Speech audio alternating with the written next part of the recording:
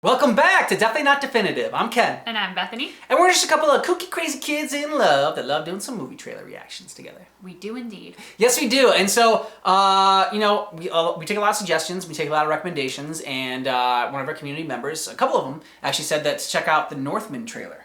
So that's what we're going to do. It's I don't really know about it. I just see the thumbnail, and it looks like a very ripped, beefy dude. Like Viking style. With a lot of blood on him, Yeah. So... It seems like up my alley.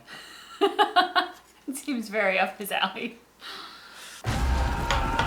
Yeah! Of course it's Skarsgård. Nicole Kidman was in it too. I thought. Yeah, it was, yeah.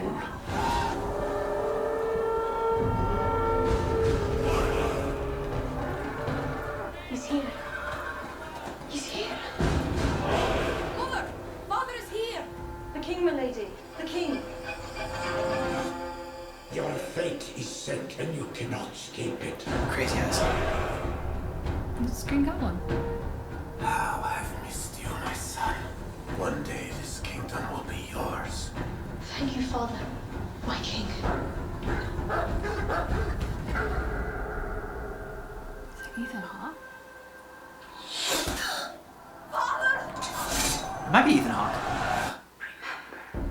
For whom you shed your last teardrop. I can feel now.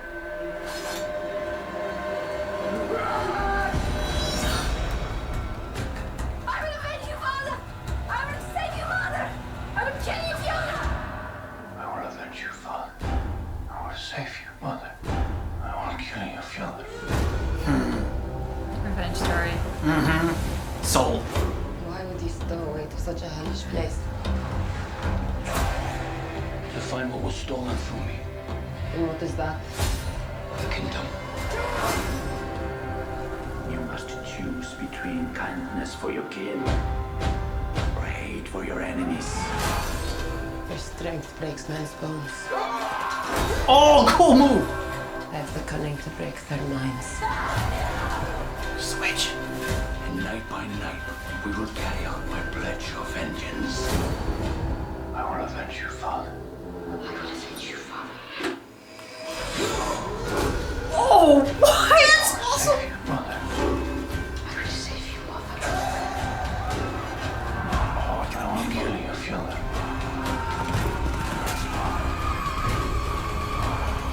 Is it Valkyrie?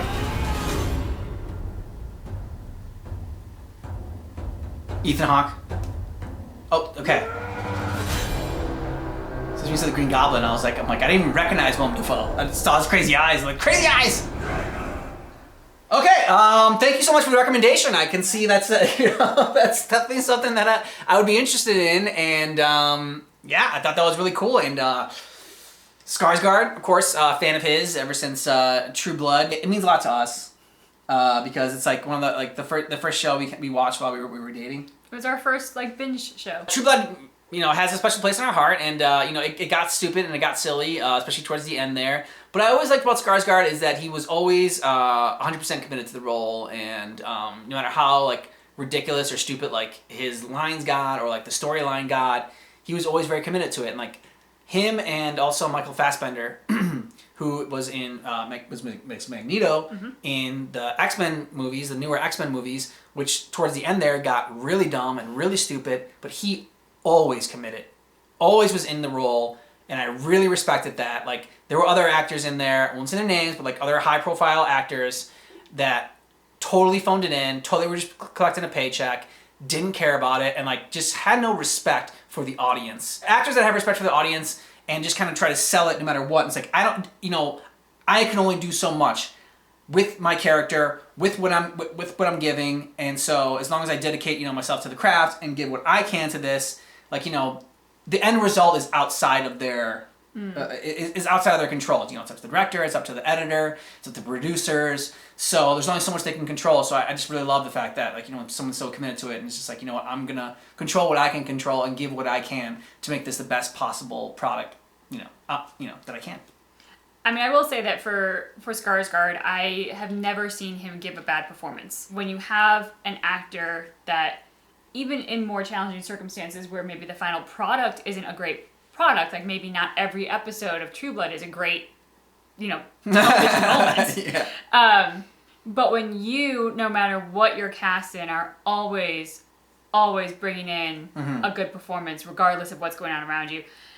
I think you're right. I mean, I think that says a lot, and it does show respect for the audience, and it shows a respect for the industry that I don't think is always there. I think sometimes there's a lot of self-involvement, self-indulgence. I just want my Oscar. I want my career to flourish. I want a higher paycheck, and like that's the focus versus the industry, the audience, and what really makes entertainment such a money-making, booming industry and lifestyle when you're successful at it. I also think sometimes, certain actors or whatever can have this feeling of like that something's beneath them, and so like maybe they signed on for a role, like take the X-Men franchise where you sign on for like multiple films or whatever, and then maybe by the last one you're kind of like over it and you're just like, oh, like this is like kind of like beneath me or whatever, and so like you like phone in the performance, but again, that's why I have respect for people that take their commitment seriously and says, no, I committed to this project, so I'm going to do the best that I can for this project,